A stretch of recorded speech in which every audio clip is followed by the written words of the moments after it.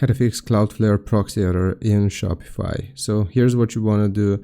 First, you want to wait 48 hours after you have connected your Cloudflare account, because it's completely normal to have proxy issues within 48 hours. If it has been more than 48 hours, then you will click on settings here on Shopify, and then you want to go into domains. So click on domains.